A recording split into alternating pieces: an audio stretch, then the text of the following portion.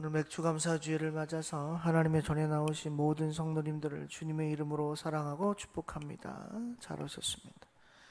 오늘 시간에는 우리가 함께 봉독한 베드로전서 4장 7절에서 11절 말씀을 중심으로 해서 참 신앙인의 모습이라는 제목으로 잠시 함께 말씀을 전해봅니다. 베드로 사도는 베드로서를 쓰면서 아마 이런 생각을 했던 것 같습니다. 성경을 보면 늘 한결같이 공통적으로 이야기하고 있는 게 몇 가지가 있는데 그 중에 하나가 뭐냐면 종말에 대한 이야기를 참 많이 합니다. 특별히 예수님께서 오신 그 해부터 오늘날까지 계속해서 마지막 때에 대한 이야기가 계속해서 2000년 이상 내려오고 있습니다. 예수님이 생존에 계실 때도, 이 땅에 함께 계실 때도 마지막 때가 가까웠다 그랬고 곧 그때가 온다 그랬고, 사도 바울도 그랬고 야고보 사도도 그랬고 베드로 사도도 그랬고, 그리고 수많은 목사님들과 선지자들이 그리고 선교사들이 마지막 때에 대한 얘기를 했습니다. 그런데 정작 아직 마지막은 오지 않았습니다. 우리는 이렇게 생각할 수도 있습니다. 아니, 마지막 때가 오는 건 알겠는데 언제 올지도 모르고 그게 언젠지도 모르는데 왜 이렇게 성경은 계속해서 마지막이라는 이야기를 계속했을까? 그 이유는 아마도 모르긴 몰라도 성경을 보니까 성도들이 나태해지지 않게 하려고 했던 것 같습니다. 왜냐하면 사람들은 경각심이라는 걸 주지 않으면 긴장하지 않기 때문에 그렇습니다. 왜 사람들이 게으를까요? 저는 우리 원로 목사님께 한결같이 들었던 지적 가운데 하나가 뭐였냐면 너는 게으르다 였습니다. 지금도 여전히 저를 게으르다고 생각하십니다. 그럴 수도 있겠습니다. 게으르다, 부지런하다라고 하는 건 절대적인 게 아니라 상대적 개념이기 때문에 그렇습니다. 물론 나보다 상대방이 부지런하지 않게 느끼면 저 사람 참 게으르네 라고 할 수 있습니다. 근데 저는 이제 제가 게으르다는 얘기를 하려는 게 아닙니다. 오해하지 마십시오. 제가 드리려는 말씀은 왜 이렇게 사람들에게 성경은 계속해서 마지막 때에 대한 얘기를 했을까라는 이야기를 지금 드리려고 하는 겁니다. 오늘 베드로 사도도요, 성도들에게 이 편지를 쓰면서 마지막 때가 가까웠다 그랬습니다. 근데 진짜 이때는 정말 마지막 때가 온 줄 알았을 겁니다. 왜냐하면 많은 박해가 있었거든요. 예수님께서 마지막 때가 오면 어떠한 징조가 나타나는지 쭉 말씀해 주셨는데 그 징조 가운데 하나가 뭐냐면 예수 믿는 사람들이 핍박받는 겁니다. 고통받는 거예요. 어려움 당하는 겁니다. 고난 당하는 거예요. 그게 마지막 때에 예수 믿는 사람들에게 나타나는 징조 중에 하나라는 거예요. 뭐 기근과 전쟁과 뭐 이런 건 뭐 둘째 치더라도. 그런데 당시에 베드로 사도가 이 편지를 쓸 당시에 많은 신앙인들이 핍박받고 있었거든요. 우리나라도 역사적으로 보면 5,000년의 역사를 보면 외세의 침략을 몇 번을 받았냐면 약 1000번 정도 받았습니다. 역사학자들이 이야기하기를 외세의 침략을 1000번 정도 받으면 그 나라가 존재할 수가 없답니다, 사실은. 그런데 우리나라는 참 특별하게도 1000번의 외세의 침략이 있었음에도 불구하고 생존해 있다는 겁니다. 그래서 대한민국이라는 나라를 역사학자들은 참 불가사의한 나라다 이렇게 평가를 한다는 거죠. 제가 이 말씀 왜 드리냐면 당시에 사도 베드로가 있을 당시도 많은 신앙인들이 핍박을 받았거든요. 근데 외세의 침략을 받거나 핍박을 받고 나면 사람들이 이 마음이 둘로 나뉜답니다. 하나는 뭐냐면 저항해서 싸우자. 또 하나는 뭐냐면 아니 그냥 그 사람들 편에서 좀 편하게 살자. 그래서 우리나라도 일제시대 때 둘로 갈렸던 거 아닙니까? 독립군과 친일파로. 당시 신앙인들도 그랬나 봐요. 핍박을 받으니까 마음이 둘로 갈린 것 같습니다. 어떻게 해요? 신앙을 지키자. 끝까지. 아니야. 여기서 더 이상 신앙 얘기했다간 큰일 날 것 같아. 죽을 것 같아. 그냥 내 신앙 포기하고 편하게 살자. 사도 베드로는 그 당시에 있었던 그리스도인들에게 이야기합니다. 포기하지 말라고. 신앙을 지키라고 얘기합니다. 그런데 신앙을 지키라고 얘기를 하려면 어떻게 신앙을 지켜야 하는지에 대한 기본적인 표본들이 있어야 되잖아요. 그래서 오늘 베드로는 4장 7절에서 11절에 이러한 신앙인이 되었으면 좋겠다라는 표본을 만들어 놓았습니다. 그러면서 우리들에게도 이야기합니다. 오늘날 살아가는 저와 여러분들에게도 사도 베드로는 이야기합니다. 신앙인이라면, 신앙인이라고 불린다면 적어도 이 정도의 모습들은 좀 갖추었으면 좋겠다고. 그것을 오늘 저와 여러분이 함께 말씀을 통해서 은혜 받으며 또 오늘 우리 스스로의 모습을 되돌아보고 경각심을 그리고 내 스스로를 좀 돌아보는 시간이 되셨으면 좋겠습니다. 첫째로 사도 베드로는 우리가 어떠한 신앙인이 되기를 바라느냐? 오늘 7절에 보니까 이렇게 얘기합니다. 만물의 마지막이 가까이 왔으니 그러므로 너희는 정신을 차리고 근신하여 기도하라. 그러니까 오늘 베드로는 무슨 이야기를 하는 거냐면 당시 사람들에게 만물의 끝이 왔다. 이제 주님 오실 때가 됐다. 이때 우리가 할 수 있는 건 뭐냐? 깨어있으라는 겁니다. 깨어있어라. 그리고 뭐 해라? 정신을 차려라. 그리고 뭐 해라? 근신해라. 근데 그 다음이 중요합니다. 이겁니다. 기도하라는 겁니다.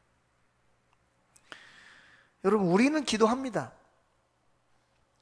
기도를 왜 할까요? 여러 가지 이유가 있겠죠. 성경에 보니까 예수님께서 가르쳐 주신 주기도, 주님께서 가르쳐 주신 기도도 있고, 또 예수님도 산에서 여러 번 기도하셨고, 수없이 기도하셨고, 또 제자들에게도 같이 기도하라고 했습니다. 그리고 사도들도 계속해서 기도했습니다. 사도행전 2장에 나타났던 오순절의 마가의 다락방의 성령의 역사도 기도할 때 나타났습니다. 갈멜산에서 엘리야가 바알과 아세라를 섬겼던 선지자들과 싸웠던 840대 1로 싸웠던 그 영적 전쟁에서도 엘리야는 하나님께 무릎을 꿇고 머리를 무릎 사이에 끼고 기도했을 때 영적 전쟁에서 승리할 수가 있었습니다. 예레미야도 멸망해 가는 남유다를 보면서 계속해서 기도했습니다. 에스라 선지자도 이스라엘 백성들과 기도했습니다. 다윗도 기도했습니다. 솔로몬도 기도했습니다. 도대체 성경은 왜 이렇게 우리에게 기도하라고 할까요? 이유가 있습니다. 기도는 우리가 영을 살리는 무기이기 때문에 그렇습니다. 또한 기도는 하나님과 나눌 수 있는 유일한 대화의 통로이기 때문에 그렇습니다. 예레미야 33장 3절을 우리는 잘 압니다. 예레미야 선지자가 33장 3절에서 하나님께서 하신 말씀을 이스라엘 백성들, 남유다 백성들에게 뭐라고 전달했냐면 이렇게 전달합니다. 너희는 내게 부르짖으라. 내가 너에게 응답하겠고 너희가 알지 못하는 크고 은밀한 것을 너에게 보여주겠다는 겁니다. 여러분, 여기서 핵심이 뭘까요? 33장 3절에 있는 말씀 중에 가장 중요한 핵심이 뭘까요? 바로 부르짖으라는 겁니다. 그 뒤에 응답하겠다, 은밀한 것까지 보여주겠다라는 건 차후의 문제입니다. 여러분, 하나님이 우리에게 응답하시려면 기도해야 됩니다. 하나님께서 우리에게 은밀한 것을 보여주시려면 우리가 하나님께 기도해야 됩니다. 그런데 어떻게 기도하라는 거냐면 부르짖으라는 겁니다. 지금 베드로도 이야기합니다. 정신을 차리고 근신하여 기도하라는 겁니다. 여러분, 지금 베드로가 얘기하는 이 기도는요, 단순히 우리가 흔히 하는 묵상 기도, 이런 기도가 아닙니다. 정신을 차리고 근신하여 기도하라는 건 하나님께 목숨을 걸고 기도하라는 겁니다. 왜? 만물의 마지막이 가까이 왔기 때문에 그렇습니다. 여러분, 우리 상상을 해볼까요? 제가 엊그저께 TV를 막 돌리다가 폼페이라고 하는 영화를 잠깐 봤습니다. 그 폼페이라는 곳이 굉장히 아름다웠던 섬이었는데 그 섬이 망하게 된 이유가 뭐냐면 화산 폭발로 인해서 모든 사람들이 다 화산으로 인해서 생으로 죽음을 당했다는 겁니다. 그런 일이 대한민국에서 일어나면 안 되겠지만 우리 한번 상상을 해보자는 겁니다. 화산 폭발까지 갈 것도 없습니다. 우리 위에도 화산이 하나 있으니까.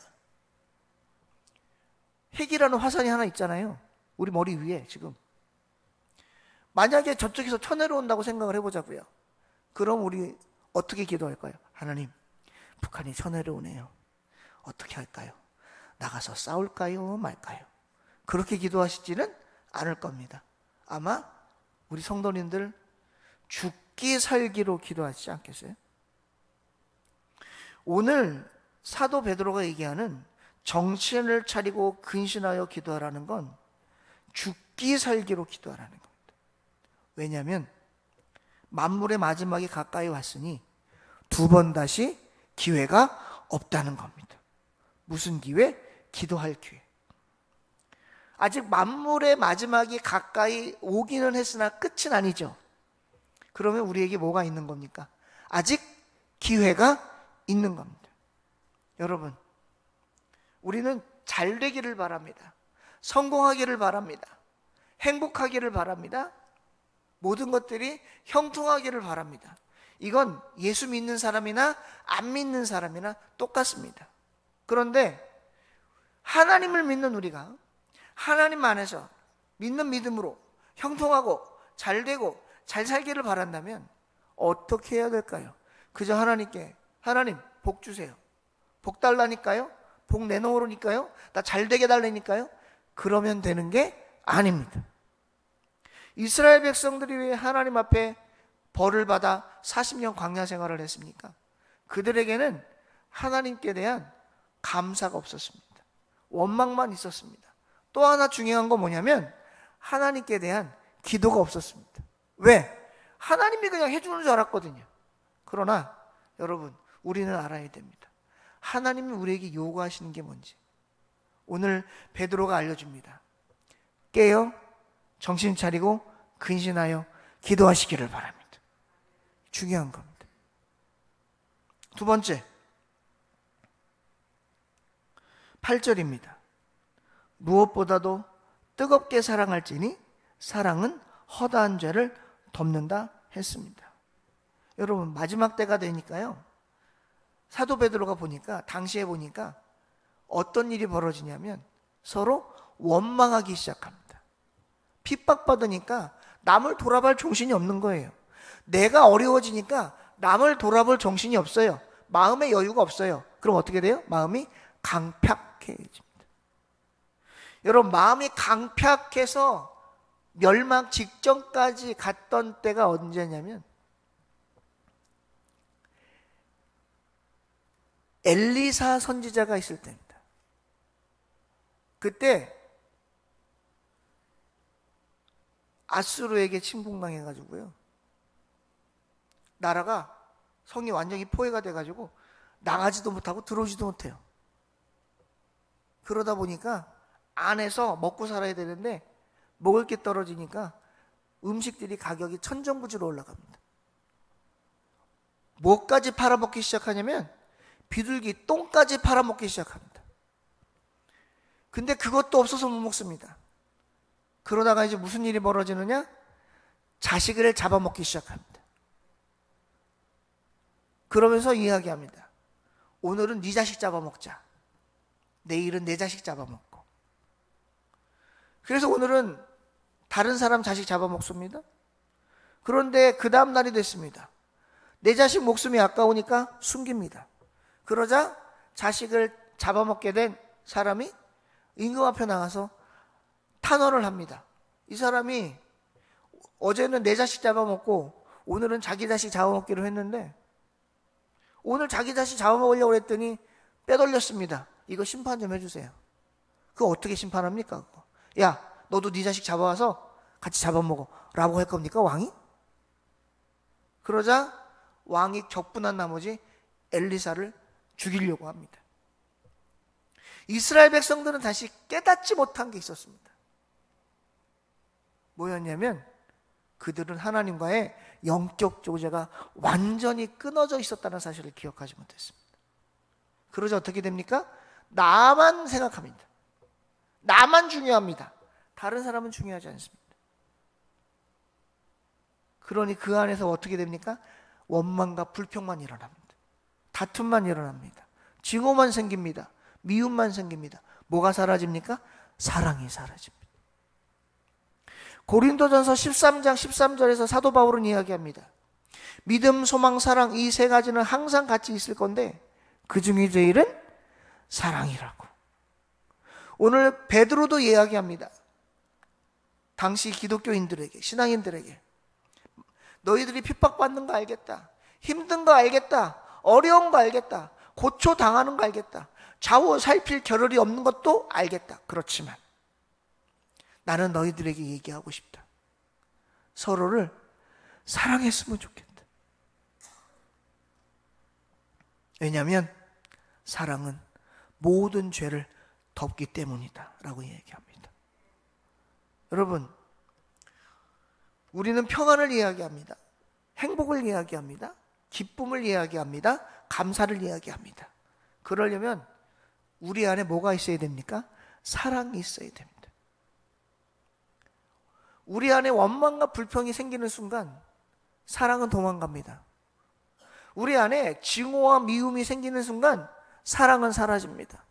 우리 안에 시기와 질투와 상대방을 향한 비난과 비판이 생기는 순간 사랑은 사라집니다. 그러면 그 공동체는 망가지고 맙니다. 그래서 오늘 사도 베드로는 이야기합니다. 너희들에게 사랑이 있었으면 좋겠다. 너희들에게 사랑이 있었으면 좋겠다. 그 사랑으로 다른 사람의 어려움을 살펴봤으면 좋겠다. 나 네가 힘든 거 안다. 너희들 자신이 힘든 거 안다. 그래도 예수님이 우리를 위하여 십자가에 죽어주신 그 사랑을 생각해서 힘들고 어려워도 지금 고난과 환난이 와도 핍박과 박해와 곤경과 어려움에 처해 있어도 상대방을 생각하는, 상대방의 마음을 헤아리는 예수 그리스도의 사랑이 우리 안에 있었으면 좋겠다. 사랑하는 성도 여러분, 저와 여러분 마음 안에 이러한 예수님의 사랑으로 가득하기를 주님의 이름으로 축원합니다. 그러면 우리 안에 불평과 원망, 비난과 비판, 미움과 증오, 시기와 질투는 사라질 줄로 믿습니다. 세 번째로 사도 베드로는 이야기합니다. 9절에서 서로 대접하기를 원망 없이 해라. 여러분, 이 말의 의미가 뭐냐면요, 대가 없이 하라는 겁니다. 대가 없이. 세상에서도 대접을 합니다. 그런데 세상은 항상 조건이 붙습니다. 오늘 내가 밥 샀으니까 다음엔 네가 밥 사. 여러분, 저는 우리 성도님들이 참 감사합니다. 왜냐하면 부족한 목회자에게 대접하는데 전혀 소홀함이 없으시기 때문에 그렇습니다. 저는 농담 삼아 가끔씩 나 맛있는 것 좀 사주세요 라고 얘기하지만 제가 진짜 맛있는 거 얻어먹고 싶어서 그러는 건 아닙니다. 예. 근데 우리 성도님들이 우리 목사님 아유 더운 여름에 몸보신 좀 시켜드려야 되는데 하고 연락도 하시고 전화도 주십니다. 너무너무 감사합니다. 근데 저는 그 마음을 한번 생각해 봅니다. 내가 뭐라고? 내가 그분한테 뭐라고? 피 한 방울도 안 섞였는데 나를 왜 이렇게 대접해 주실까? 생각해 보니 이유는 딱 하나입니다. 제가 현립교회 목사이기 때문에 그렇습니다. 제가 목사가 아니라면 그렇게 대접하려고 하시지 않을 거예요. 날 언제 봤다고? 나 언제 어떻게 안다고? 나랑 무슨 상관이 있다고? 오늘 사도 베드로는 그런 얘기를 하는 겁니다. 너희 대접할 때 조건 없이 했으면 좋겠다. 그리고 대접할 때 토달지 마라. 그리고 대접할 때 불평불만하지 마라. 그리고 대접할 때 대접받기를 바라지 마라. 그 이야기를 하고 있는 겁니다. 여러분, 저는 원로 목사님에게 배운 게 하나 있습니다. 뭐냐면 목사라고 얻어먹기만 하면 안 돼. 성도가 사면 너도 대접할 줄 알아야 돼. 그래서 저는 가능하면 저도 성도님들에게 대접하려고 무던히 애를 씁니다. 그게 보이실지 안 보이실지 모르겠지만 어떤 분은 그러십니다. 아유 목사님이 무슨 돈이 있다고 그걸 사세요. 그러지 마세요. 제가 오히려 부담돼요. 목사님에게는요 얻어먹는 거 아니에요. 이렇게 말씀하시는 분도 계세요. 감사합니다. 근데 제가 그러는 이유가 있습니다. 저도 대접하는 걸 배우려고 하는 겁니다. 저는 세상에서 제일 꼴분견인 목사가 주머니 안 여는 목사입니다. 그런 목사를 제가 많이 봤습니다. 사람들에게, 성도들에게 대접받는 걸 당연히 생각하는 목사들이 꽤 있습니다. 제 선배 목사들 중에서도요. 저는 그런 목사님들 보면 정말 같이 있고 싶지 않습니다. 저는 그런 목사님들 같이 되지 않으려고 애쓰는 겁니다. 제가 자주는 대접해드리지 못하고 자주는 사드리지 못해도 제가 가끔씩 커피라도 한 잔, 빵이라도 하나 사드릴 때면 그냥 아유 목사님 뭐 이런 걸 사오세요. 그러지 마시고 네 목사님 감사합니다. 잘 먹겠습니다. 그러시면 저는 그걸로 만족합니다.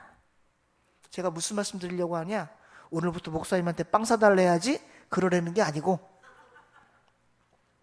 대접할 때 뭐 없이 해라? 원망 없이 해라. 대접할 때 뭐 없이 해라? 조건 없이 해라. 대접할 때 뭐 없이 해라? 토달고 하지 마라. 그걸 오늘 사도 베드로가 저와 여러분들에게 말씀하고 있다는 겁니다. 그 다음 10절에 보니까 이렇게 얘기합니다. 각각 은사를 받은 대로 하나님의 여러 가지 은혜를 맡은 선한 청지기 같이 서로 봉사라는 겁니다. 여러분 오늘 성경에 보니까 봉사하라 그럽니다.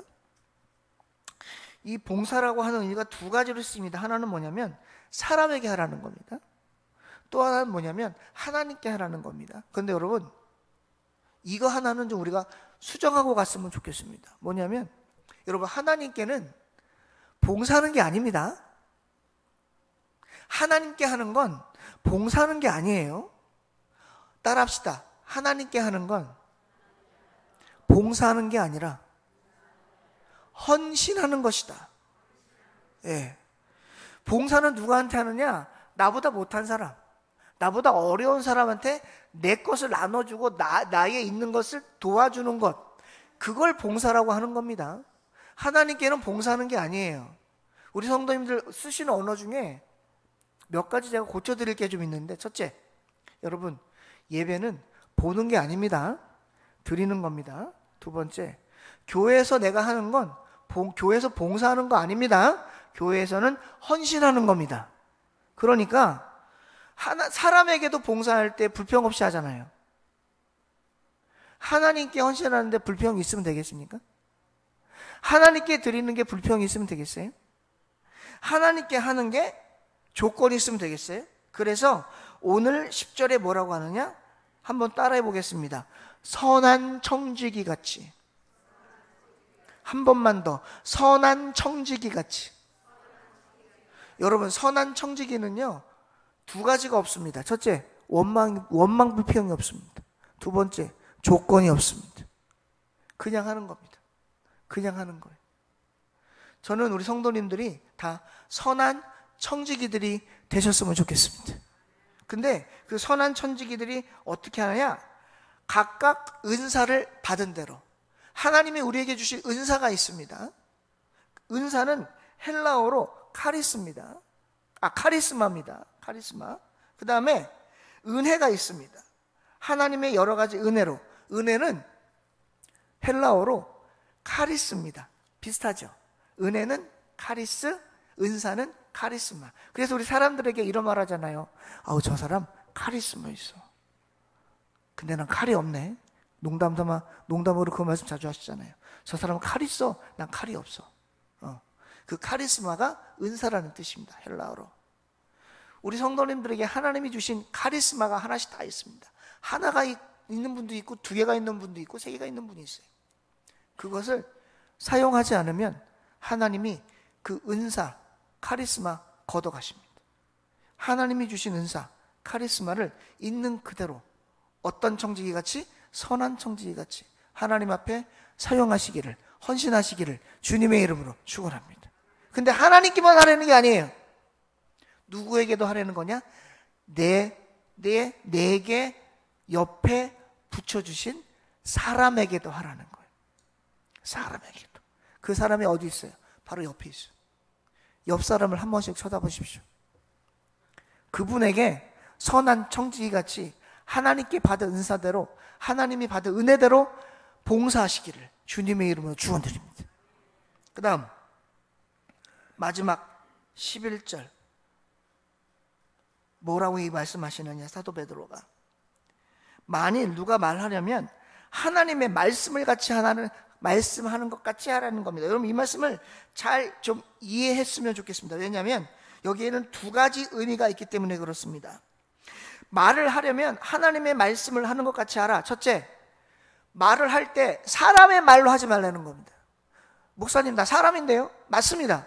저도 사람입니다. 근데 저는 설교할 때 늘 기도합니다. 하나님, 제가 설교할 때 사람의 말이 아닌 누구의 말처럼 하게 해달라고 기도합니까? 하나님의 말씀을 대원하게 해달라고 기도합니다.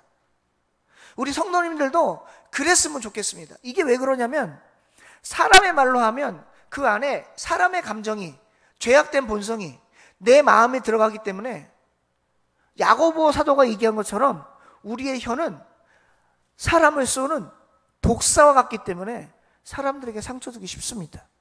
그런데 하나님의 말씀처럼 하면 사람들에게 뭐 줄 일이 없습니까? 상처 줄 일이 없습니다. 우리 스스로를 돌아봐야 됩니다. 내가 그리스도인으로서, 신앙인으로서, 성도로서, 내가 교회 다니는 하나님의 직분을 받은 자로서 내가 혹시라도 우리 성도들에게 또는 다른 사람들에게 말을 할 때 내 혀가 독사같이 쏜 적은 없는가? 물론 우리는 죄인이기 때문에 실수하고 잘못할 수 있지요. 그럼에도 불구하고 로마서 1장 18절에 얘기한 것처럼 우리는 믿음으로 말미암아 의인이라 칭함받은 이신칭의 사람들 아닙니까? 그러면 의인의 모습들이 있어야죠. 그 의인의 모습은 뭡니까? 내 입에서 나가는 말이 그냥 죄악된 본성의 사람의 말이 아니라 그리스도인으로서 예수 그리스도를 통하여 구원받은 십자가의 보혈로 죄 씻음 받은 사람으로서, 믿음 있는 사람으로서 내 입에서 하나님의 말씀이 내 삶에 적어도 50% 이상은 차지할 수 있어야 한다는 말입니다. 그래서 상대들에게 내 말을 전하는, 내 말을 듣는 자들에게 상처 주는 횟수가 적어도 세상 사람들보다는 적어야 하지 않겠습니까? 완전히 없진 않겠죠. 완전히 없을 수는 없습니다. 왜요? 저도 말을 하다 보면 실수할 때가 있거든요. 저도 말을 하다 보면 상대방의 마음에 비수를 꽂을 때가 있거든요. 저도 말을 하다 보면 감정이 앞서서 목소리가 커지고 상대방의 마음을 상처 주는 때가 있거든요. 목사인 저도 그런데 성도님들이 오죽하겠어요. 그러나 우리가 신앙인이라면, 성도라면, 그리스도인이라면, 하나님께 직분받은 사명자라면, 하나님께 부르심받은 소명자라면 세상 사람들과는 구별돼야 되지 않겠습니까? 성경은 이야기합니다. 하나님께서 말씀하십니다. 레위기에서 내가 거룩하니 너희도 거룩하라. 거룩이라는 의미가 뭡니까? 구별되었다는 겁니다. 여러분, 우리는 구별된 사람입니다. 누가 구별 지어 주셨습니까? 하나님이 구별 지어 주셨습니다. 구별 지음 받은 대로 우리의 입술에서 하나님의 말씀이 사람들의 심령을 회복하고 평안을 주고 은혜를 주고 기쁨을 주고 위로를 주는 입술들이 되어지시기를 주님의 이름으로 축원드립니다. 두 번째는 어떤 의미가 있느냐? 가르치라는 겁니다. 뭘 가르치라는 거냐? 하나님의 말씀을 가르치라는 거예요. 우리는 가르쳐야 할 의무가 있는 사람들입니다. 너희는 말씀을 전파하라. 때를 얻든지 못 얻든지 항상 힘쓰라. 누가 얘기한 겁니까? 사도 바울이 얘기한 겁니다. 너희는 성령을 받아 땅끝까지 이르러 내 증인이 되라. 누가 하신 말씀입니까? 예수님이 하신 말씀입니다. 너희는 내가 가르쳐 분부한 모든 것을, 내가 너에게 가르친 모든 것들을 가르쳐 지키게 하라. 누가 하신 말씀입니까? 예수님이 하신 말씀입니다. 뭐 하라는 겁니까? 제자 양육하라는 겁니다. 그 뭐 하라는 거예요? 말씀을 가르치라는 거예요. 여러분, 우리의 입술은 하나님의 말씀을 전파하는 입술이 되어야 할 줄로 믿습니다. 그래서 어떻게 하라는 거냐? 마지막 11절에 범사에 예수 그리스도로 말미암아 하나님의 영광을 받으시게 하려 함이니. 뭐가요? 앞에서 얘기했던 7절부터 11절 중반까지가 누구를 위한 거냐? 예수 그리스도로 말미암아 하나님이 영광 받게 하려는 겁니다. 하려고 한다는 겁니다. 뭐가요? 7절에서 11절에 있는 여러 가지 일들이 누가요? 내가요. 그러면 이 모습들이 누가 바라는 모습이냐? 하나님이 바라는 모습이라는 거예요. 하나님이 나에게 바라는 모습이 뭐냐? 내가 참 신앙인이 되기를 바라신다는 거예요. 참 신앙인. 사랑하는 성도 여러분, 저와 여러분은 참 신앙인입니까? 저와 여러분은 하나님이 기뻐하시는 자들입니까? 저와 여러분은 하나님의 영광 받으시기에 합당한 자들입니까? 오늘 이 시간 말씀을 통해서 저와 여러분이 우리 스스로를 돌아보는 시간이 되셨으면 좋겠습니다.